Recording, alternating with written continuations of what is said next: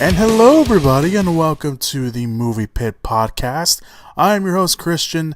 Thank you very much for joining me on the podcast this week.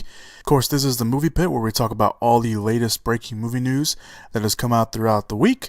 All the big noteworthy news items, obviously, and we wrap them up right here in one little tight bow and podcast for you guys, so you guys don't have to go searching all over the internet to go see the big news items of the week. We'll also talk about the trailers that have come out this week, and we will talk about the movies that are coming out in theaters this weekend for all you guys to go watch. So we're just going to get right to it because we have a big week this week, jam-packed with movie news, jam-packed with trailers, and of course the big movie coming out this weekend, which, if you already don't know, is Justice League. And I'll get to... I haven't seen it yet. I didn't go to the Thursday night screenings or to the special Wednesday screenings and stuff like that. So I'm just going to talk about Justice League, but that's going to be at the very end during our movies coming out this week segment. So let's jump right into the movie news that came out this week, which, as always, we start off with the trailers. So we're not going to talk about all the trailers, we're just going to talk about the big trailers, at least the big trailers for me. The first trailer we're going to talk about is The Strangers, Prey at Night. This is a sequel to the movie The Strangers, which came out a handful of years ago, but it was a little bit more than that. It came out, it's like, when did it come out? I think I want to say, I didn't mark down the year. It's been a while since it's at least over 10 years. To say the minimum, at least over 10 years. The Strangers Prey at Night is the new movie that we're going to talk about, and it follows a family whose car breaks down, and they decide to wait at a mobile park home where they are then hunted down by the three killers from the first movie that all wear masks that are called Dollface, Pinup Girl, and Man in the Mask.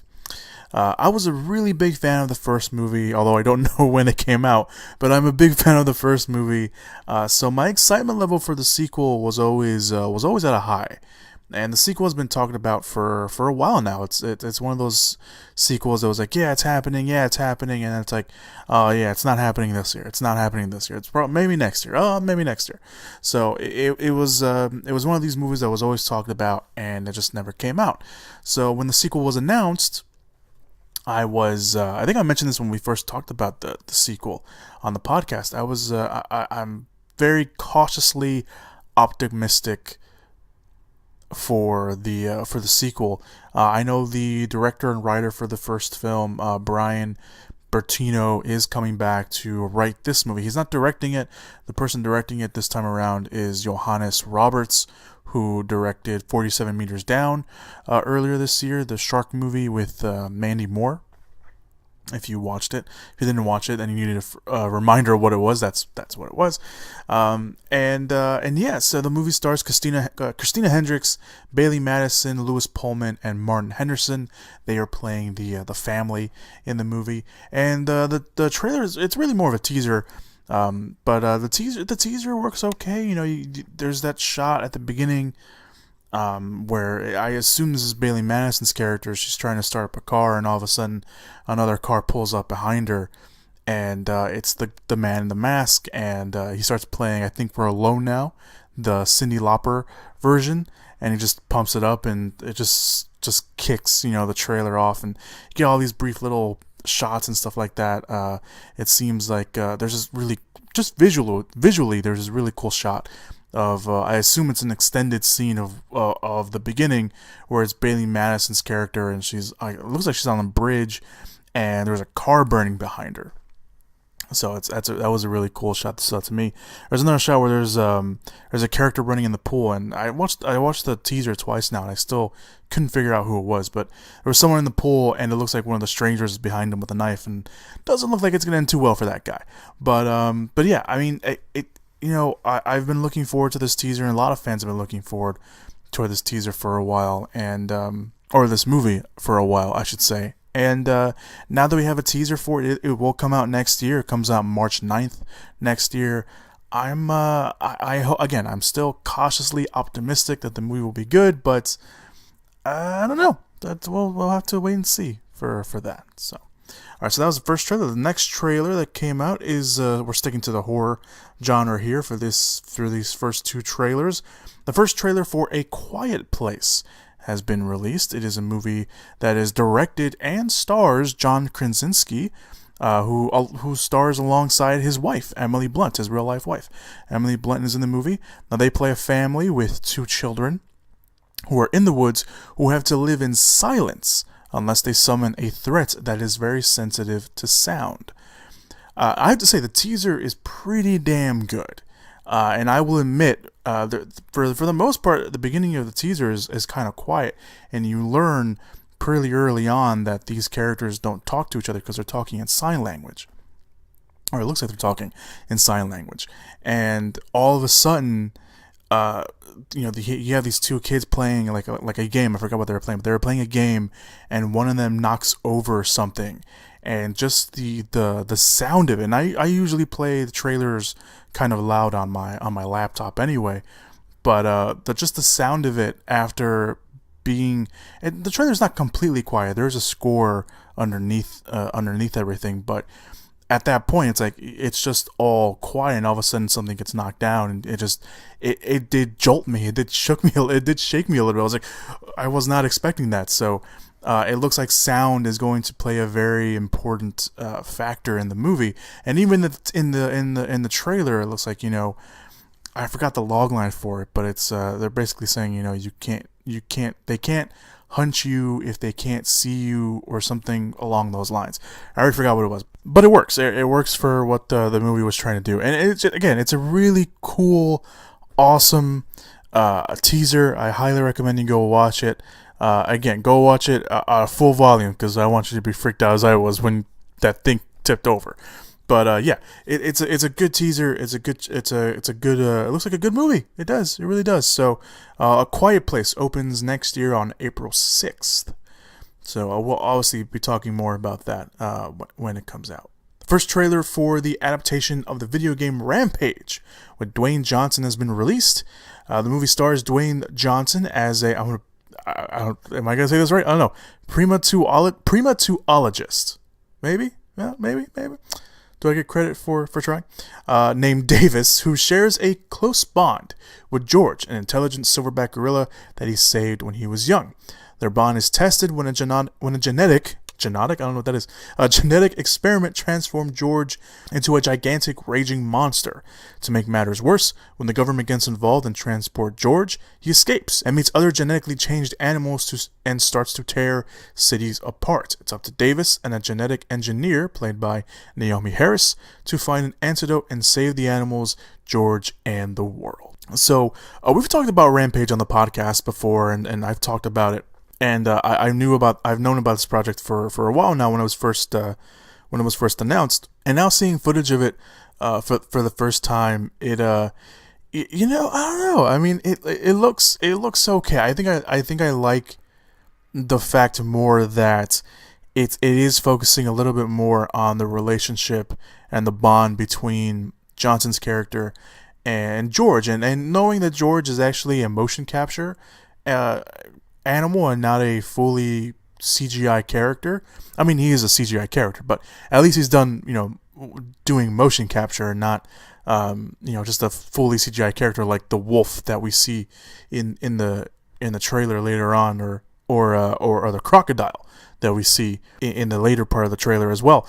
I think it looks fine. I think it looks okay. I mean, it doesn't look too bad. It is the first trailer, so again, I like the fact that they're focusing on the bond between Davis and George. However, I hope that doesn't get lost in all the, this is a giant, I mean, yes, granted, the video game was and is about, these giant monsters coming together and destroying cities while you fight them.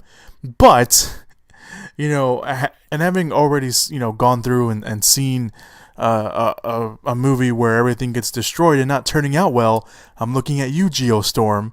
It's like, or maybe I'm just getting old and tired. Like, I've seen everything already. I've seen cities and buildings get destroyed already. I'm tired of it. I don't know yet. I don't know which one it is, but this one, it looks okay. I mean, it's got The Rock. I'm gonna go watch it. I like The Rock. I don't care. The cast is pretty good. You got Naomi Harrison there, of course, from the James Bond movies recently. She was in Moonlight last year. You got Jeffrey Dean Morgan in there, kind of tapping into his Negan personality as the government agent that looks like he's going to be a nice foil against Johnson. You got Joe Manganiello in there. Looks like he's leading he's the leader of a special unit that's hunting down these animals. That's all you see in the trailer, at least. I know Marley Shelton, I should say, is in the movie. I know Malin Alkerman is also in the movie. Jack Quaid's also in the film. So it just, you don't see him in this first trailer, but it's fine. It's a fine first trailer. I just hope there's a lot more to it than animals destroying cities. Although I like the fact that they're destroying Chicago, because again, I'm from outside Chicago, so I like seeing Chicago destroyed every once in a while. I don't know what it is. I don't know what I like. I love Chicago. I don't know why I like seeing it destroyed though. I actually do remember when they closed down the streets to film here. They weren't. I don't think Johnson was here when they were filming, but he was, or they were filming here. Not Johnson, but the movie was filming here. I remember them closing down streets and filming some stuff. So maybe we'll get to see some of that in the movie. But yeah. So Rampage opens up on April 20th for all you guys to go watch if you want to go watch it. And finally, the last trailer, actually a teaser at this is more of a teaser, but the final teaser trailer, whatever, we're going to talk about today is the big one of the week. It is the first teaser for Deadpool 2, and in classic Deadpool fashion, they do it in a very fun marketing campaign way. So 20th Century Fox released the first teaser for Deadpool 2 in the only fashion they can. The teaser has Ryan Reynolds in the Deadpool outfit doing his best Bob Ross impression. So it's just him in the Bob Ross, and it looks like he's painting. And the video goes on for a little bit before we get to the actual footage. So it's very fun. I highly recommend you go watch it yourself. I will say, though, it's probably not safe. It's definitely not safe for work. Deadpool talks about whacking it off. That makes more sense if you watch it. Believe me, it does. But after that little fun bit of the Bob Ross stuff, we do see some quick footage of Deadpool. So we don't get anything story-wise. We still don't know what the movie's about, really, other than it's been called a family affair movie. It became a little bit more prominent with the poster that came out earlier this week with all the characters in like this Thanksgiving dinner photo. But we don't know anything about the movie, so we do see Deadpool. We see him in and out of the suit. We see T.J. Miller's in the movie. Of course, he was back from the first movie. See Blind Alan there. We do see a very quick shot of Domino, played by Zazie Beetz. Looks like she's kicking down a door, so it looks like she may be hunting someone. Julian Dennison is in Dennison is in the movie. He was in The Hunt for Wilder People, which was directed by Taika Waititi, who of course just directed Thor Ragnarok. I highly recommend you go watch that. He was great in it. He's in this movie, and it looks like he's in a classroom, or he's somewhere that it looks just utterly destroyed, and he may have been the cause of it. So maybe he'll be a character that we don't know who he's playing either. So maybe he's playing someone that's important for the movie and for the character. So we'll see about that. We do not see Colossus, so there's that taken into account. But we do see Negasonic Teenage Warhead. Looks she has more hair in this one. It looks like she's flicking someone off. So there is that. We do not see Josh Brolin's Cable. We don't. We do see his hand, though. I assume it's his hand because the hand comes in right before the video ends, and you hear the mechanical sound. So we see Cable's hand. We don't see him. Obviously, it's a teaser. Obviously, there's probably going to be, if anything, if they're going to follow the same kind of format, maybe we'll get a teaser during another trailer for Christmas or New Year's Eve, because that's when they release the first full trailer for Deadpool for the first one. So maybe they'll do that again. Who knows? But as for the teaser, does it work? Hell yeah, it works. It's a classic. It just feels like a classic Deadpool marketing campaign hit. So I like it. I do. I like it. The movie will not be directed by Tim Miller, who directed the first movie. The movie will be directed by David Lecce. I think that's how you actually pronounce his name. He directed John Wick, and he directed Atomic Blonde, so he will be directing this movie. And again, Deadpool 2 comes out June 1st of next year, so be on the lookout for that. All right, so those are all the trailer and teasers for the week. Again, at least at the time of this recording. Because you never know, maybe something drops. So if you want to go check out those trailers and teasers, they will all be down below in the description/show notes area.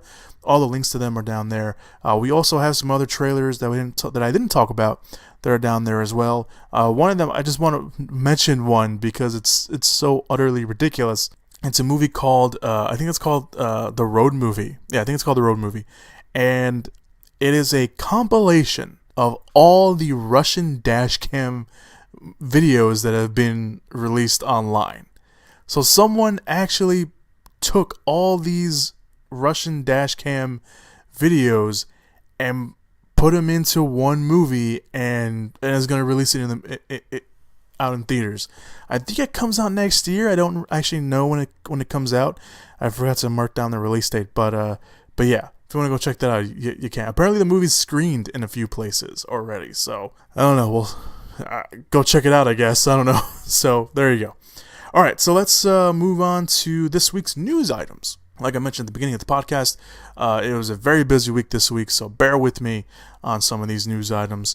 So yeah, let's get to the first one. Fantastic Beasts and Where to Find Them. The sequel title has been announced, and as also, along with that, they released the first cast promo image of all the cast members. Obviously, cast. How many times can I say cast and promo in the same sentence? No, that's not right. So the sequel will be called Fantastic Beasts: The Crimes of Grindelwald. Now, Grindelwald is, of course, the villain of this new franchise, played by Johnny Depp. Made a brief appearance in the first movie, so he's coming back for this one. The synopsis for the movie, for those of you who do not know anything about it, is as followed. At the end of the first film, the powerful dark wizard Grindelwald, played, again, Johnny Depp, was captured by MACUSA, the Magical Congress of the United States of America. I think that's how you pronounce it. If that's not how you pronounce it, I am sorry, Harry Potter people. Or Wizarding World people, because it's not Harry Potter, it's the Wizarding World. Anyway, with the help of Newt Scamander, played by Eddie Redmayne, but making good on his threat, Grindelwald escaped custody and is set about gathering followers, most unsuspecting of his true agenda to raise pure-blood wizards up to rule over all non-magical beings. In an effort to thwart Grindelwald's plan, Albus Dumbledore, played by Jude Law, enlists his former student Newt Scamander, who agrees to help, unaware of the dangers that lie ahead. Lines are drawn as love and loyalty are tested, even among the truest friends and family in an increasingly divided wizarding world. So there you go. Most of the cast is set to come back. Obviously, Eddie Redmayne will come back. Catherine Waterstone, Dan Fogel, Alison Sudol, Ezra Miller, and Johnny Depp are all set to come back. The new cast members include, like I mentioned, Jude Law is playing the young Dumbledore.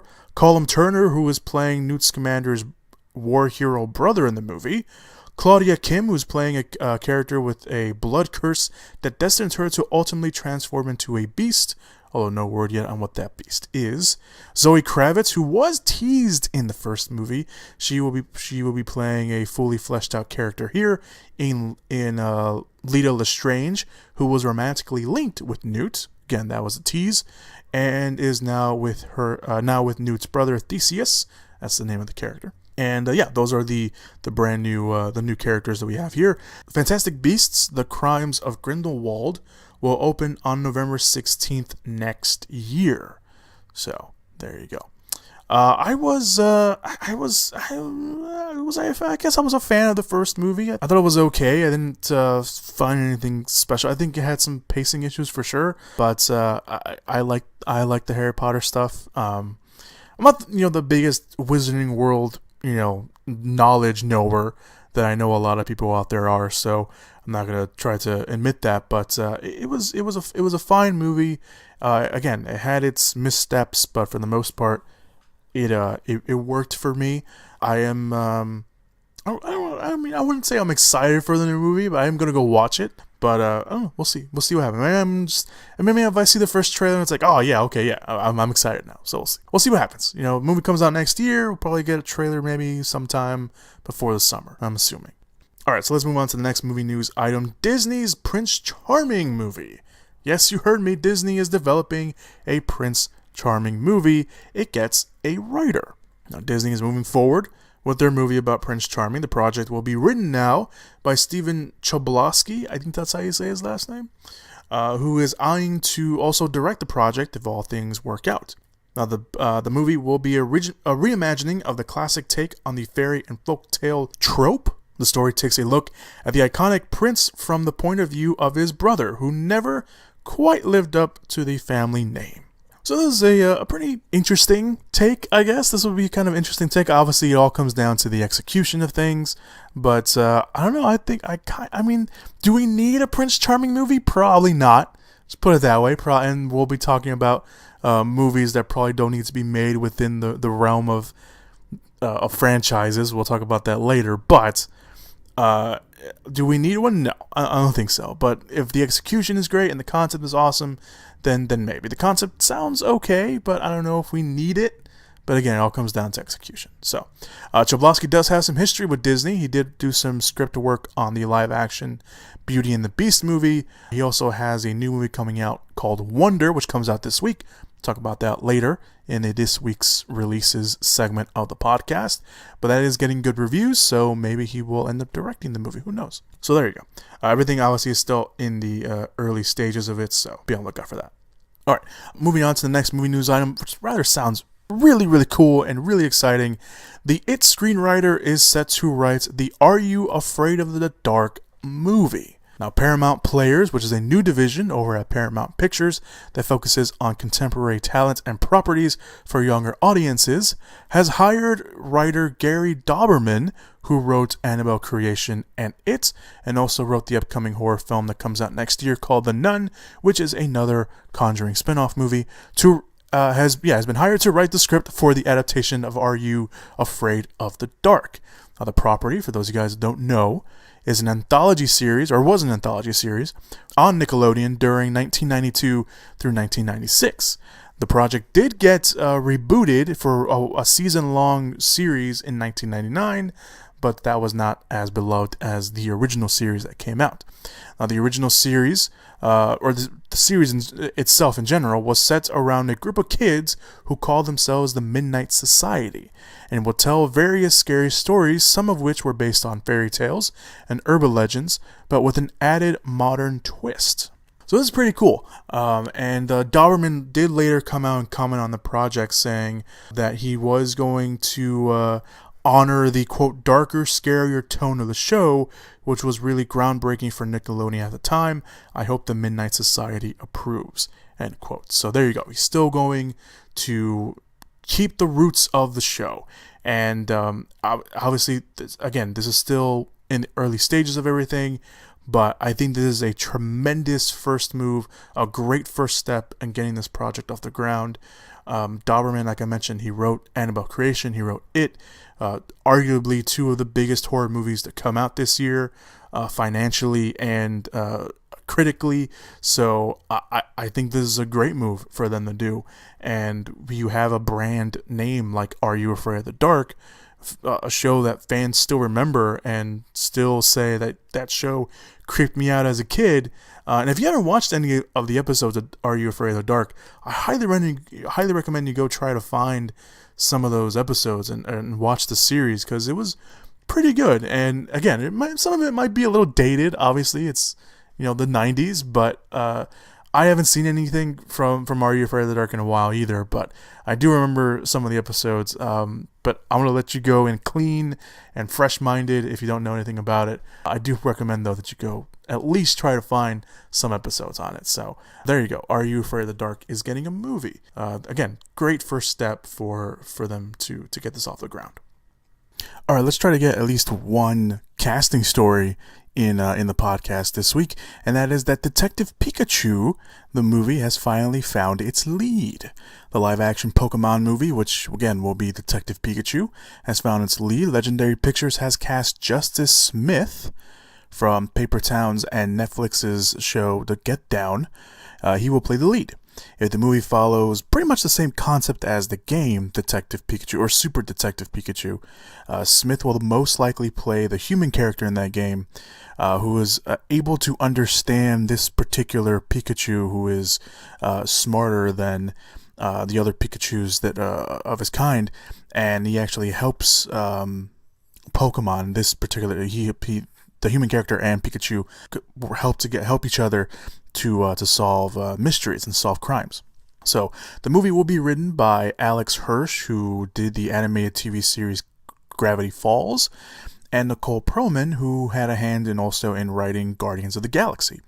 So it will also be directed by Rob Letterman. He just recently directed Goosebumps, which wasn't too bad. I don't always praise Goosebumps, but I do mention every time you mention Goosebumps or either Rob Letterman on the podcast, Goosebumps wasn't that bad of a movie.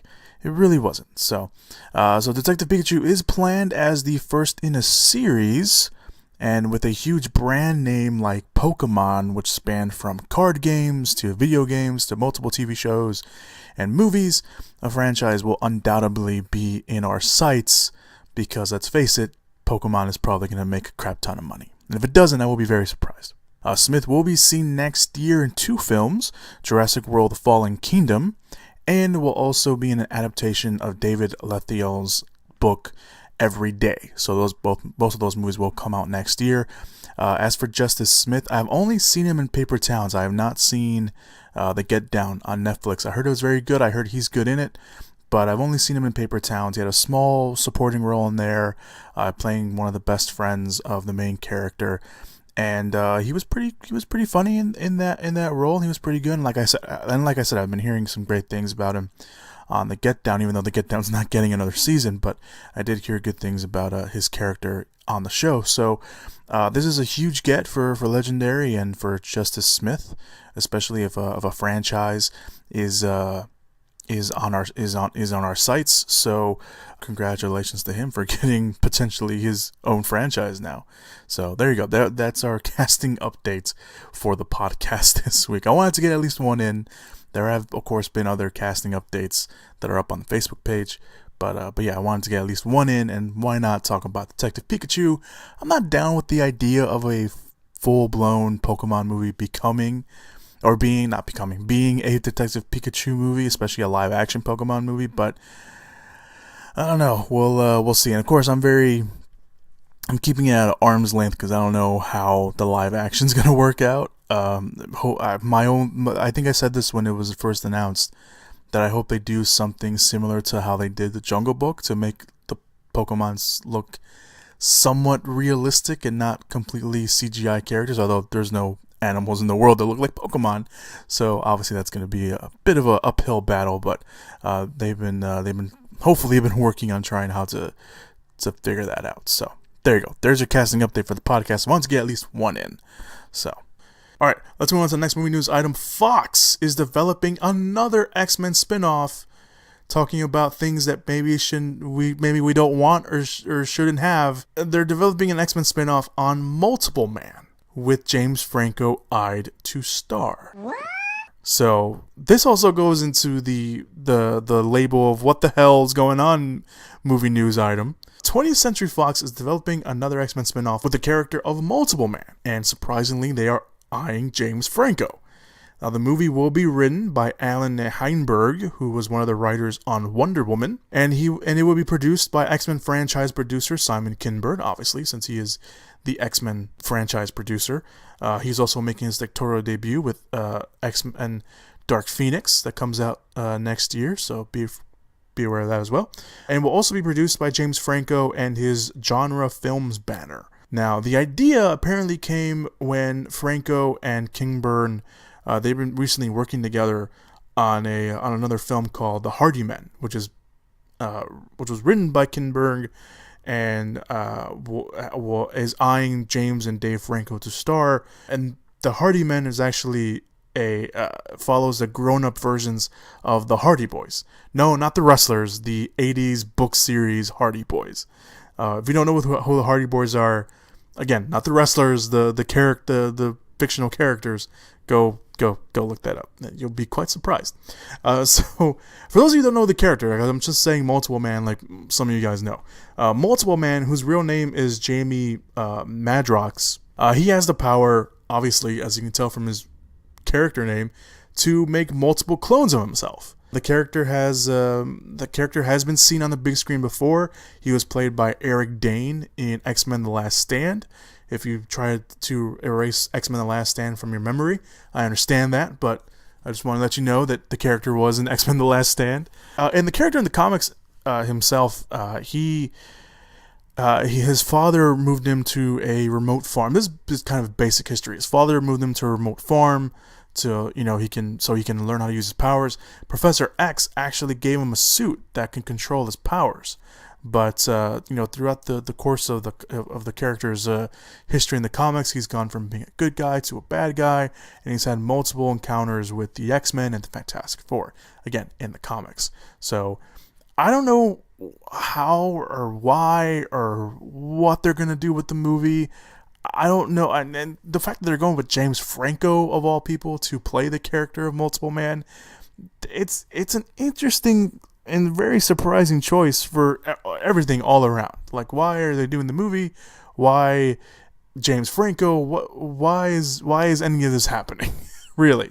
I mean, if you're gonna come up to me and say like, oh, we need an X-Men spinoff of a character, Multiple Man will probably be at the very bottom of my list, and probably the very bottom of a lot of people's lists. So I don't know what the hell they're doing over there. We still don't have a Gambit movie, which they've been working on for like 100 years now. It feels like, there's the talk about doing an X-23 movie. I don't know. It's really Multiple Man, really, whatever. So, and I guess the good thing about this is that Franco does have practice at playing two versions of himself. Apparently, I don't watch the show, but I know that he plays twins in the HBO series The Deuce. So, I mean, there's that. I don't watch it, so I don't know how that works out. But it's just Multiple Man, really? Whatever. Let's move on to some just why are we talking about this again news. Ben Affleck is looking for a, quote, cool way to segue out of the DCEU. Yes, we are talking about another fucking rumor about Ben Affleck leaving the DCEU. Oh, come on! And I'm pretty sure I promised on this podcast that I was never going to talk about another rumor about Ben Affleck leaving the DCEU. But considering that Justice League comes out this week, I might as well talk about it. So, apparently they were doing a very lengthy profile on Ben Affleck in USA Today, and of course the project, the conversation steered toward Batman. And he actually said this first: "You don't do it forever, so I want to kind of find a graceful and cool way to segue out of it." And that was a quote that he gave, and of course made a bunch of fans go crazy. And again, this comes after Ben Affleck said at Comic-Con to the crazy fans of Comic-Con out there that he was totally in for the DCU, saying that he will be there whenever Warner Brothers calls. But he did mention that his deal wasn't for a lot of movies. So I don't know if this is backpedaling. I don't know if this is just a reaction to the poor reception or the mixed reception that Justice League is getting right now. So we don't know. And the solo Batman movie is apparently still in the works. And there was another rumor that came out this week that apparently if Ben Affleck doesn't want to come back, that director Matt Reeves, who is still very optimistic that the movie will still happen, that apparently he's already found someone else to replace Ben Affleck. Now this comes from John Campea, who does his own show. Apparently he has sources that told him that if Ben Affleck doesn't come back, Matt Reeves is ready to go with someone else. And apparently the choice is very surprising. He didn't say who the name was, but apparently he was very surprised by it, and that's the case. So Ben Affleck doesn't come back. Looks like Matt Reeves already has a replacement, and they're not gonna do a whole crazy the Flash fucked up the timeline and created another Batman. No, apparently they're just going to recast him and just gonna leave it simple, just as simple as that, like they did in the '90s. That was how the report was written up. It was gonna be like the '90s where they just changed Batman's from Michael Keaton to Val Kilmer. It's like, oh no, it's just a new guy playing Batman.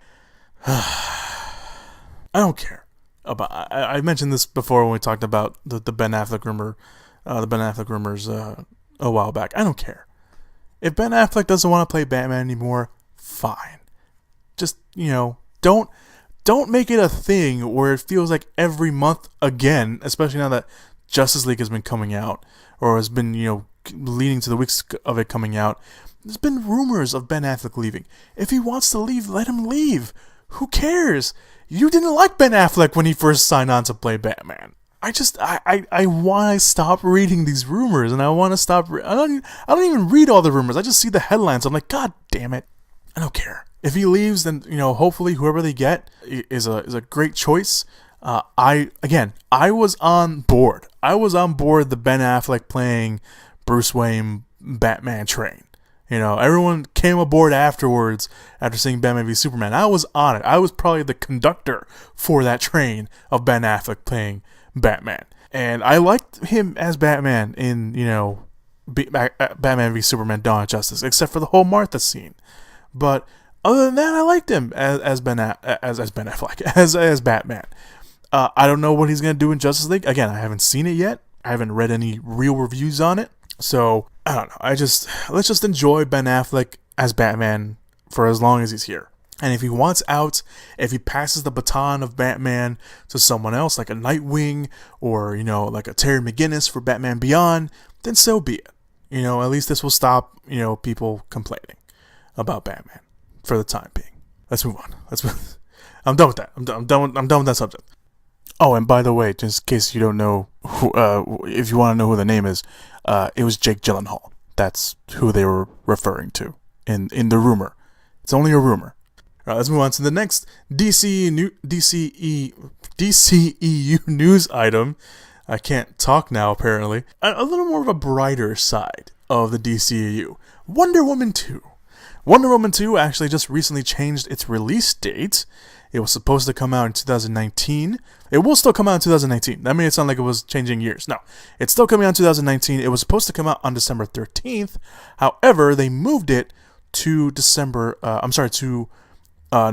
1st. So it's coming out earlier than anyone expected. The reason for the move may be because Disney and Lucasfilm, who delayed the release of Star Wars Episode 9, decided to move its release date from May to December 20th. So maybe they didn't want the two franchises competing at the box office, because we all know who's going to win that war. It's going to be Star Wars. So Warner Brothers will now open Wonder Woman 2 in theaters on November 1st, 2019. That spot right now is currently all by itself. Of course, November 2019 is actually looking pretty good, because you got the next James Bond movie, you got an untitled Fox Marvel movie, which some people assume will probably be Gambit, and then you have Frozen 2 coming out at the end of the month. So, looking pretty good, 2019 November, looking pretty good. So we don't know too much about Wonder Woman 2. We do know that Patty Jenkins will return to direct, thank God. She'll also co-write the movie with Jeff Johns and Dave Callahan. She has previously mentioned that the movie will take place during the Cold War. So there is that. So maybe that's still sticking through. Gal Gadot will come back as Diana Prince / Wonder Woman, even though there was a rumor that came out over the weekend saying that she wouldn't come back if Brett Ratner's production company, Rat Pack Dune Entertainment, was involved and was financing the movie. Brett Ratner is not involved in Wonder Woman, so you don't have to worry about that. The reports were false. Nonetheless, Warner Bros. Was not going to let Brett Ratner's sexual assault or sexual harassment claims mess up Wonder Woman, so they're no longer financing. Brett Ratner's production company is no longer financing Wonder Woman, so there is that. So filming for Wonder Woman 2 will probably start sometime next year. Obviously, they have the November 1st release date. Now, they have a sooner release date now. So obviously, we'll have to take that into account production-wise. So we'll see what happens news-wise for Wonder Woman 2. All right, so these last two news items are, again, going back to, do we need these movies? Although one of these movies is probably pretty exciting. The other one is, do we really need this kind of movie? So Sony Pictures, I'm going to let you decide which one it is. Sony Pictures is developing another Spider-Man spinoff with Morbius. Why? Why would they do this? I think I just heard a collective groan all over the world from that news item. So Sony Pictures has announced another Spider-Man spinoff, and one that has been rumored that they'd be doing for a while. So reports say that writers Burke Sharpless and Matt Shazama, who wrote Power Rangers that came out earlier this year, have written the script for a movie about the Spider-Man character Morbius. Now, for those unfamiliar with the character, Morbius is a vampire. Yes, you heard me, a vampire. But before that, he was Dr. Michael Morbius, a scientist who suffered from a rare blood disease and attempted to cure himself, but instead he accidentally turned himself into a vampire. At first he was a villain, but over time in the comics he has become somewhat of an anti-hero. So there is that taken into account. I don't know if they're going to go the anti-hero route or what, but there you go. However, there is no word yet on if Morbius will be connected to the Marvel Cinematic Universe, or if it will be connected to the Sony Marvel Universe that already has Venom, the movie with Tom Hardy, obviously, that's already started filming, and Silver and Black, which is about Silver Sable and Black Cat. We don't know where Morbius will end up, which universe. My take will probably be, unfortunately, the Sony Marvel Universe, which has nothing to do with the Marvel Cinematic Universe. They are, as I almost said Patty Jenkins, that's not who I'm even referring to, or even anywhere near who I was referring to, Amy Pascal. She is the producer on these movies, and she has called the Venom movie, there was that big hubbub when she called the Venom movie an adjunct to the Spider-Man movies that were connected. Obviously, those Spider-Man movies are connected to the Marvel Cinematic Universe. These movies are not connected to the Marvel Cinematic Universe, but they are somewhat pseudily connected to... Pseudily? I think I made a word up. Connected to the Spider-Man movies themselves. So, it's a weird... It's weird. But, so we don't know where Morbius will end up. I think my guess it will end up more on the Sony Marvel Universe, unfortunately. But I think that will probably be the case. So, I don't know. We'll see what happens. No one's saying anything where it's going to end up either. So, that's the other thing. Maybe they're still trying to figure it out too. I don't know.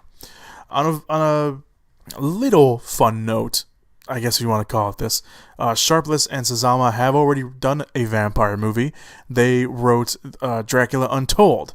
So, I don't know if that makes you feel better or not. I don't know, depending on how you felt about that movie. They do have heavy fantasy projects under the belt. They wrote the god-awful, and I mean no pun intended, because it is a god-awful movie called Gods of Egypt. They wrote that movie, and they also wrote it was a decent movie, The Last Witch Hunter, with Vin Diesel. So they're also showrunning and writing the Netflix reboot of Lost in Space.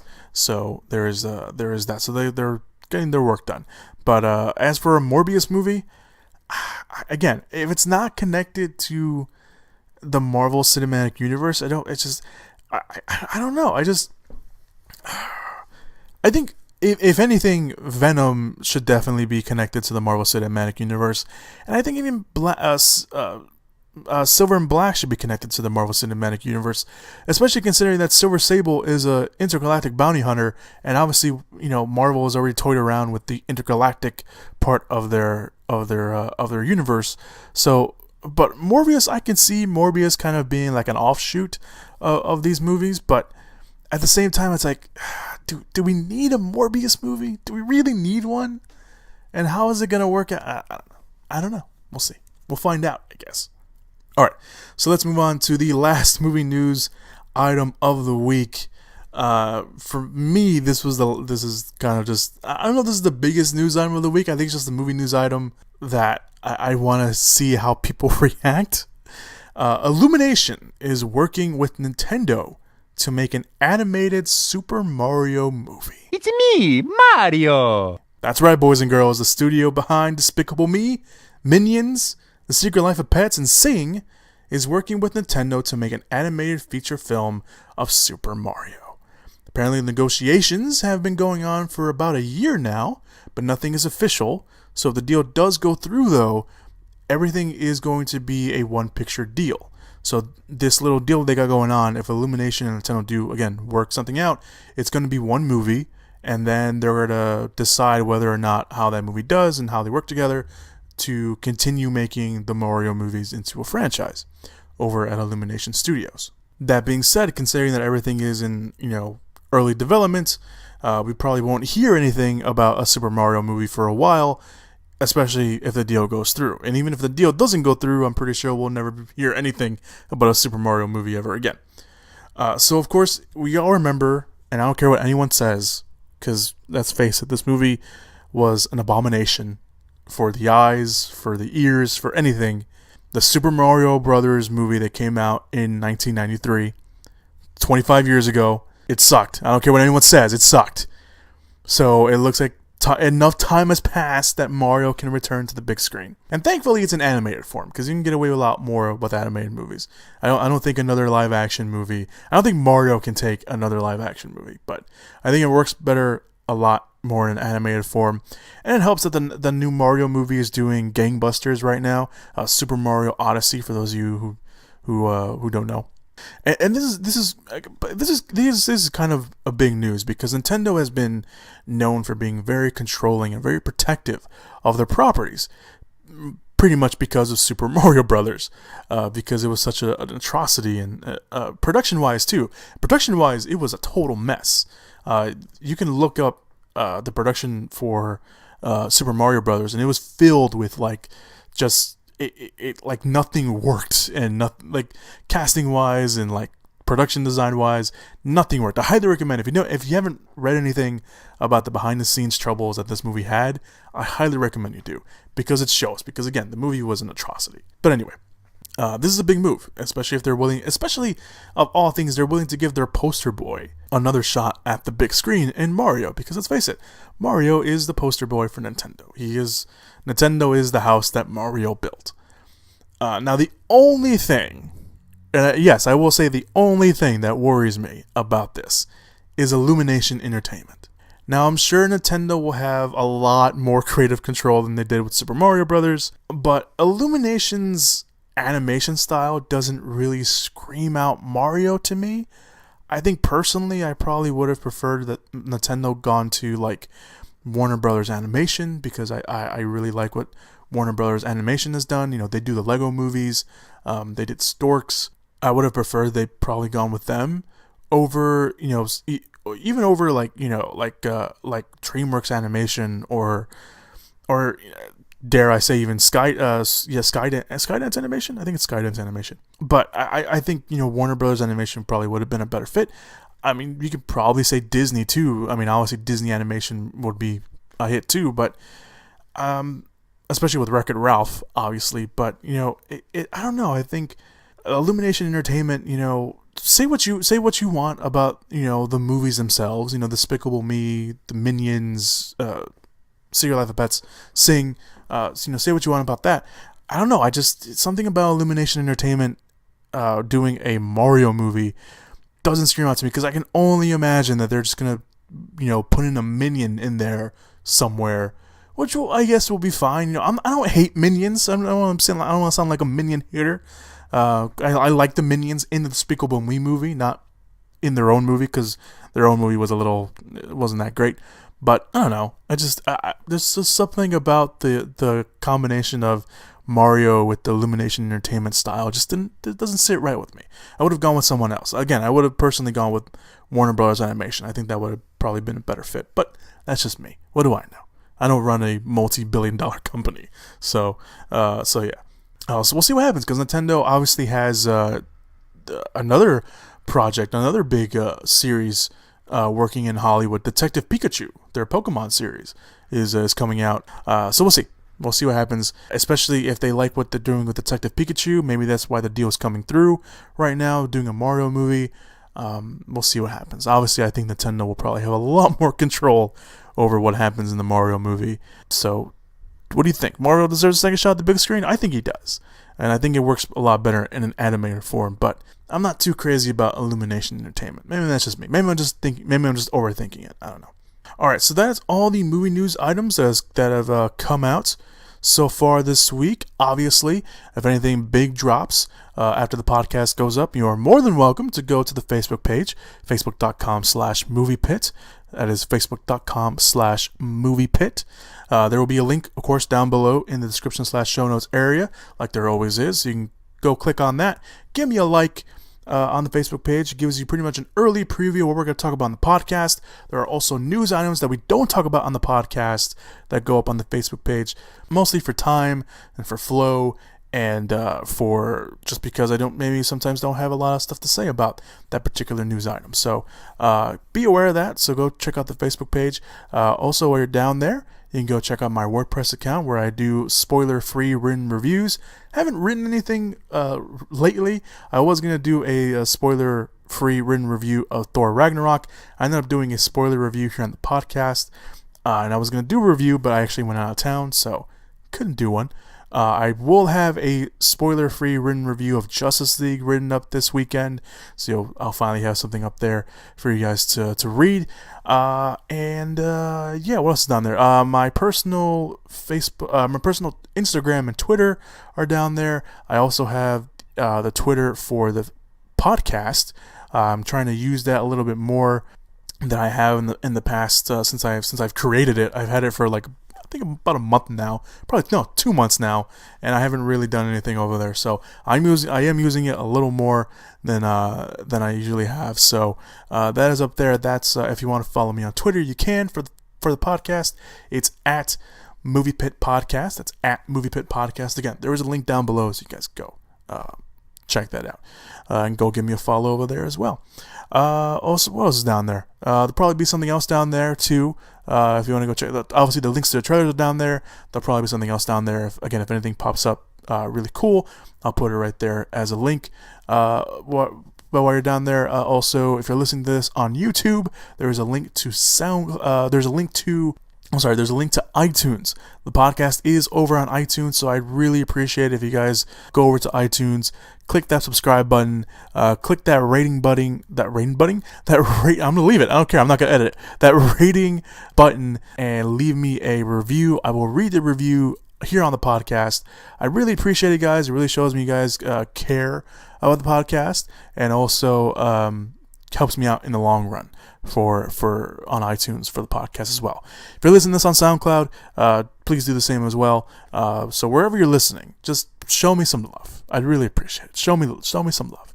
So yeah, that's it. That's all the plugs for you guys. Let's move on to this week's releases. Let's all go to the lobby. Let's all go to the lobby. Let's all go to the lobby to get ourselves a treat. So we're going to start off, as we always do, with some limited releases. We have 2 limited releases this week. One of them will be a limited release that gets a rollout wide release as the weeks go on. So obviously I'll mention that one when we get to it. But the first limited release this week, we have Sweet Virginia. A former rodeo champ befriends a young man with a prosperity for violence. The cast includes John Bernthal, Omid Poots, Christopher Abbott, and Rosemary DeWitt. I saw the trailer for this the first time earlier this month, and I was kind of just taken aback that I didn't know about this movie. It looks pretty good. Yeah, I mean, I hope that I get a chance to watch this, whether it be in theaters. Again, getting a limited release, or maybe even video on demand or whatever. I just hope I get a chance to watch it. It looks good. Some of the early reviews so far have been pretty kind to it. So we'll see what happens with that.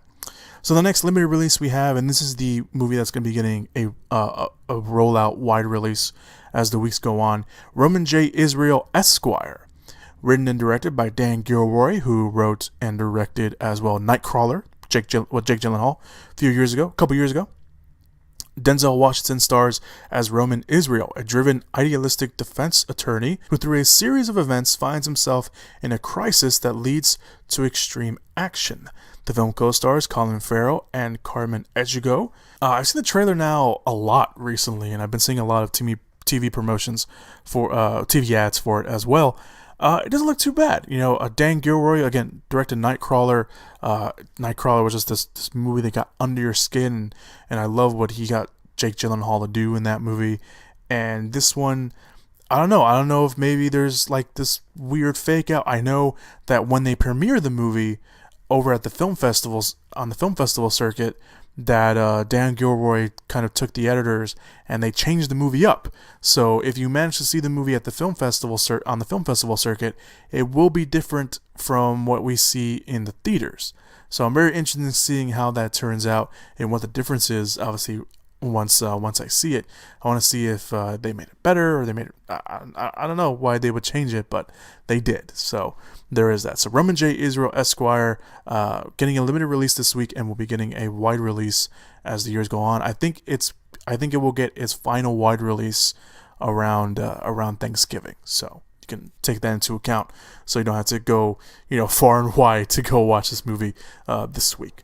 So let's move on to our wide releases of the week. The first wide release we have is The Star. It's an animated movie.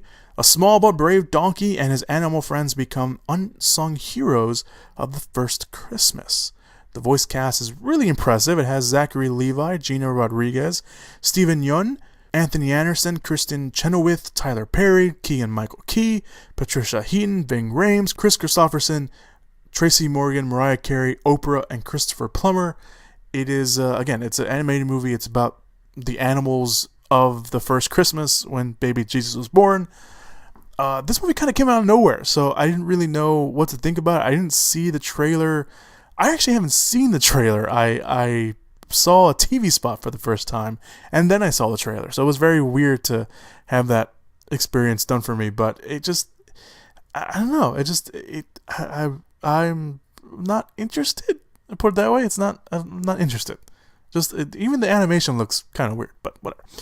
So let's move on to the next movie. It's Wonder, based on the New York Times bestseller. This incredible, inspiring, and heartwarming story of August Pullman, a boy with facial differences who enters 5th grade, attending a mainstream elementary school for the first time. The film stars Jacob Tremblay, Julia Roberts, Owen Wilson, Daveed Diggs, and Mandy Patinkin. This is the movie I was talking about that was directed by Steven Chbosky earlier. Based off the book, my sister and my mom actually read the book, and they really liked the book, so they're really looking forward to this. And again, it's a movie that I will probably end up going to watch because I've heard a lot of good things about the book, and the cast is fine. Jacob Tremblay is becoming a fine young actor. He was in not The Room, because that's a way different movie. He was in Room, the movie with Brie Larson that came out a couple years ago, and he was great in that. So I can't wait to see what he does here. It looks he's obviously very makeup heavy in the movie. This is a real deformity. It's a disease, and it's a real disease that affects some people. I was watching the news the other day, and they were talking to someone who actually had what the boy in the book has. So this is a real disease. So this is probably gonna put that disease in a bigger light for people to go watch this movie and actually know that people actually suffer from this disease, or not suffer. Suffer is probably the wrong word, to deal with this disease, put it that way. So yeah, there you go. Wonder. And finally, the last wide release to come out this week is obviously the movie that everyone is talking about, Justice League. Fueled by his restored faith in humanity and inspired by Superman's selfless act, Bruce Wayne enlists the help of his newfound ally, Diana Prince, to face an even greater enemy. So, Justice League. We've talked about the DCEU a lot on this podcast. If you're a frequent listener, loyal listener of the podcast, you know that I have talked many, many times about the DCEU, and I've talked many, many times about Justice League. Mostly saying that Justice League needs to be good. It can't be decent. It can't be okay. It can't be meh. It has to be good. It has to be good for the faith of all the fans of the DCEU to be not necessarily restored, because I think a lot of faith was restored with Wonder Woman, but it has to be good or great or awesome or fucking awesome to really get those fans who, you know, are on the edge, like myself and many others, to be like, okay, Warner Brothers, okay, DC Films, you're not fucking up the franchise. You're not messing up these characters. I'll come back and I'll watch more DCEU movies. Now, I was saying these things before the movie came out, and obviously the movie's been out for a few days now. Reviews are out, and there was this whole thing about Rotten Tomatoes not releasing the score of the movie until the day that a lot of people get to see it, which is on Thursday, because that's when the Thursday screenings start. Well, that's when the movie screenings start. I can't talk now. So that's, you know, that's what the deal was. And so when the score finally came out, it was like a 43 or 44, something like that. And of course, it, you know, made fans go crazy, and everyone was like, bullshit, Rotten Tomatoes at it again, hating the DCEU. First of all, you know, and for a lot of fans were like, the Rotten Tomatoes score doesn't matter. You guys really seem to be focused on the Rotten Tomatoes score a lot. And Rotten Tomatoes, and I've mentioned I just mentioned it right now, I don't care about Rotten Tomatoes. I don't. Rotten Tomatoes should not be the end-all, be-all of your movie watching experience. If a movie has a low rating on Rotten Tomatoes, guess what? If you were going to go watch that movie anyway, go watch it, because you had a gut feeling that that movie was going to be good, or that you wanted to go watch that movie. I don't care about Rotten Tomatoes. I don't care about movie reviewers. Yes, I write movie reviews, but that's more of a hobby, and that's just for me. And that's for some of my friends who actually care about my movie opinion. I'm not on Rotten Tomatoes. I wouldn't want to be on Rotten Tomatoes, because Rotten Tomatoes is not a site it's the end-all, be-all of movie reviews. It's an aggregator. It puts together a bunch of scores of movies and puts them into a compiled list through this weird aggregator that I don't know how they do it. But a lot of the time they get it wrong, because there are movies that are rotten, quote unquote, that aren't rotten at all, that are actually pretty good movies. And maybe there are movies out there that have a fresh rating that are really bad. Don't base your movie watching experience on Rotten Tomatoes. Don't base your movie watching experience on anything that gives it a score. If it's Rotten Tomatoes, even if it's Cinema Score, don't listen to that. Just follow your gut feeling. If you wanted to go watch a movie, again, the worst thing that can happen to you is that you go watch a shitty movie. Oh, big deal. I've watched a shit ton of shitty movies, especially this year alone. So just calm down. Calm down about the score, and especially for you DC fans, because you're always the ones that are jumping down Rotten Tomatoes, gullet, and be like, again, like I said, lo and behold, they give a DCEU movie a low score. I haven't seen Justice League. Like I mentioned, I didn't see it. I usually go to the Thursday screenings of these big superhero movies. Not this time. I didn't go watch it on Thursday. I had the opportunity to go watch a special screening on Wednesday. Didn't do it. I'm not gonna watch it tonight either. I'm gonna watch it tomorrow. I'm gonna watch it on Saturday. I'm gonna watch it first thing Saturday morning. I already got my tickets. I got my IMAX tickets at that, so I'm gonna go watch it on the big screen. And I'm cautiously optimistic.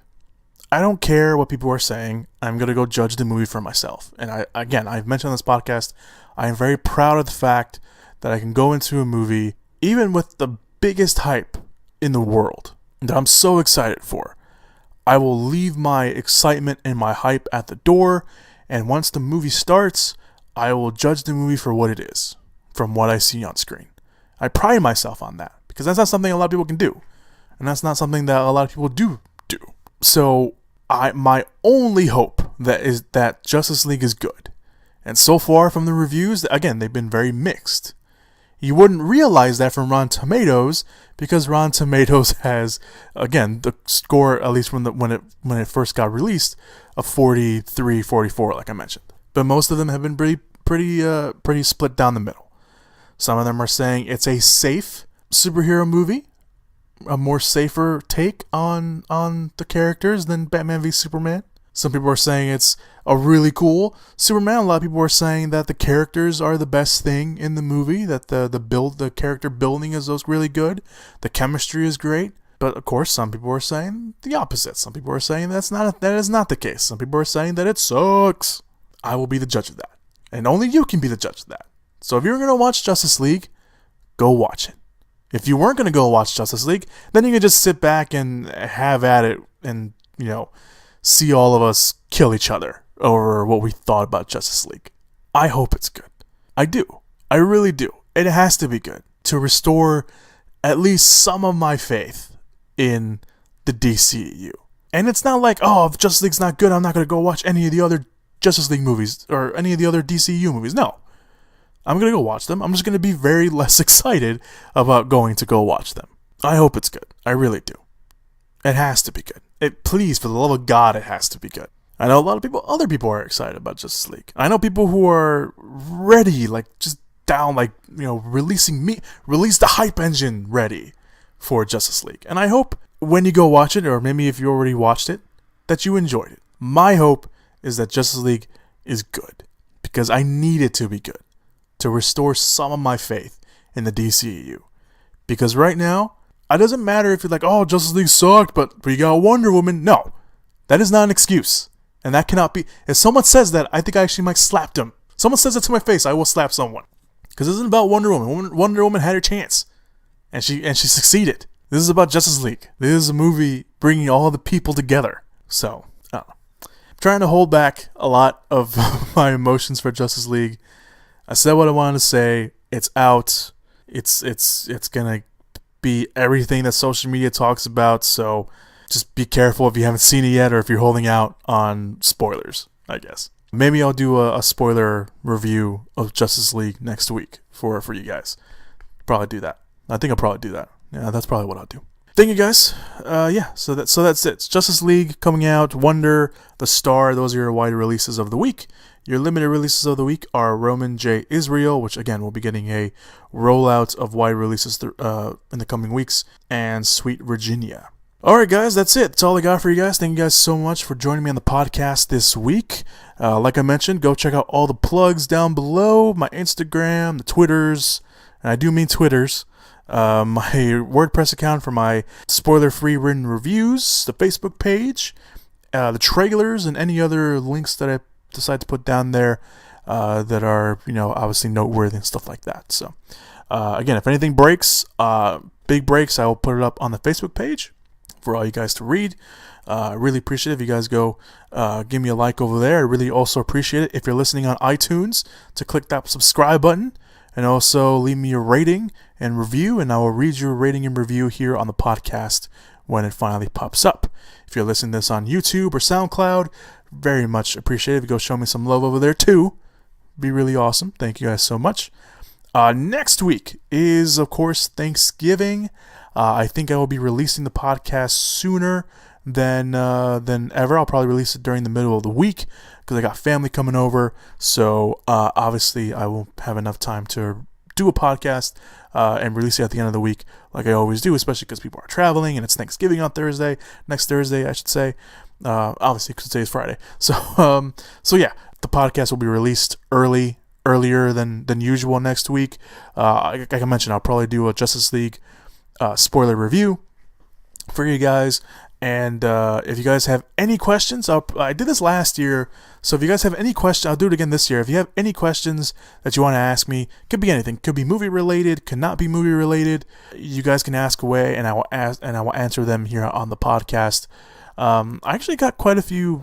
I got a good handful of questions last year, so if you want to contribute to that this year, yeah, let me know. Again, it doesn't have to be movie related. They can be personal questions. You want to get to know me a little bit more, you can ask away in your questions. So yeah, that's it. That's all I got for you guys. Thank you guys so much for joining me on the podcast this week. Once again, this has been The Movie Pit. I have been your host, Christian. Thank you so much. Have a good, fun, safe weekend this week. And as always, go watch some movies. Whoop whoop! Yeah! Give it up! Movies!